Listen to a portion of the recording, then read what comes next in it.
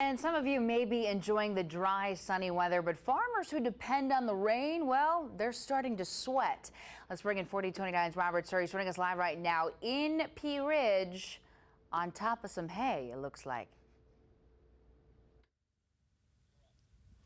Hey Paige, good evening to you. That's right, it has been abnormally dry, and we're getting to that point of the year where farmers, well, they need hay. But in fact, measurable rainfall has only been recorded at XNA on just 7 of the last 52 days, and that is something that has become quite concerning to our area farmers. Hear that? That crunch is the sound of dry or dead grass. You'll find yellow or brown patches all across northwest Arkansas and the River Valley. A look at the latest drought monitor shows large portions of Benton, Washington, and Carroll counties dealing with abnormally dry conditions. In the River Valley, most of Sebastian and Scott counties are now abnormally dry. And for farmers like Bob Schaffner, they were hoping for some rain from Hurricane Ida, but it never came, and things are getting worse. I have one farm that's doing pretty good. This farm here is doing very well, but I have another farm, and my son has down in Kingston, Arkansas. We're completely burned up. We're dry. We're already starting having to feed a little hay.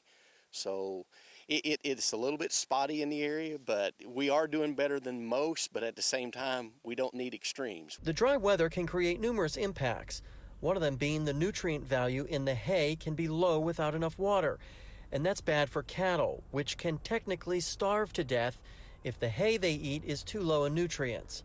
Schaffner tells me the early season rains produced 1 to 2 good rounds of hay, but now he's not ready to push the panic button, but he's in the same room as it. This time last year, I was standing on the panic button because we were in a lot worse shape than we are this year. So we're getting close. It's not quite here at this farm, but I've got a couple other farms that I'm already thinking about, okay, I'm going to start leaning on the panic button here pretty quick. He adds the recent spotty showers don't really help. A slow, day-long, area-wide rainfall would be perfect and ease their harvest fears heading into fall.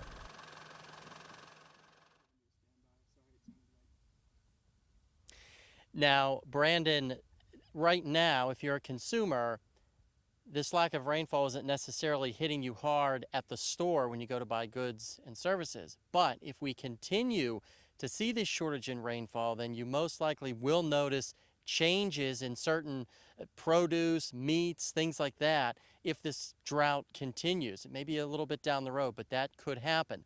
Hopefully, we'll get some good news for these farmers when Darby gives his full forecast in about 10 minutes. We're outside of Pea Ridge. Robert Suhr, 4029 News.